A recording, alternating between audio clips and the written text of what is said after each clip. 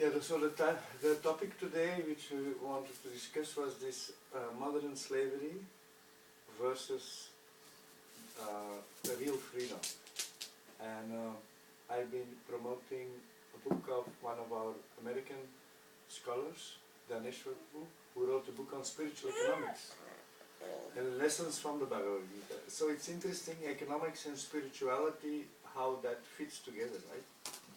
So I would like shortly a little bit give a history of the economics based on the principles of the three gunas: goodness, passion, and ignorance of darkness. Modern message. So because the first part I would like to present is how the Vedic culture used to have a very harmonious system, which we can recognize in Ramayana and Mahabharata, right? And it's a history, it's not a mythology, we know that. It has really happened. And history can repeat itself. So generally it is the problems which repeat. But why not the good things repeat? So I have been living in South India for 20 years, and I have been seeing the Sri Vaishnava sculpture around the temple in Tirupati, in the hills, and then all the people, it's centered around the Lord, and I could have an idea how a perfect human civilization could function in harmony with everything. So we start with that, and economics in pure goodness.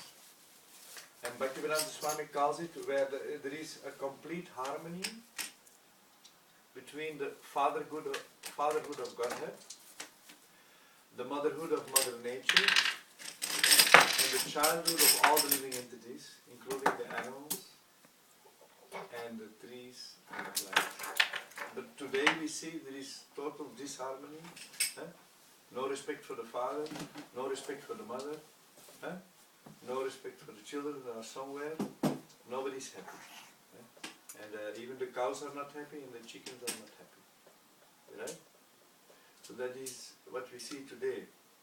So what has happened in the history I can tell a little bit, and what we are today. And today we are in a turning point. And after some research I did on what's going today on in the world, everybody should know. There are a few real alternative media people who talk very clear on this. Some are from Christian side, some are from New Age side, some are just people who want to see things really in the truth. We have to wake up. But first the good part, that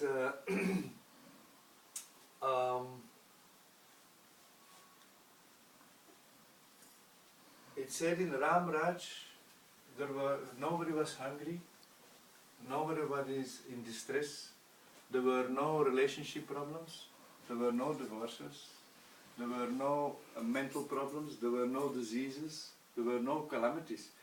It sounds like just too much beautiful description. But I can understand it was a reality. Ramayana is how many years back? You have an idea? 2 million years back.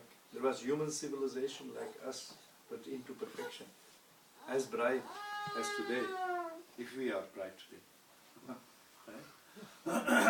So these descriptions are there, it was in harmony. Now I want to explain that point a little bit. That because the origin of everything is Govindam Adipurusham, right? Go Ishvara Parama Krishna Satchit Ananda Vigraha Anadi Radir Govinda Sarva Karana Karanam Govindam Adipurusham Tamaham Bhajami. So the origin of everything is Krishna. If he is allowed to work, Mother Nature produces naturally. We don't need these fertilizers, pesticides to pep the production. Because the scientific technology of the Supreme Lord is already perfect. See?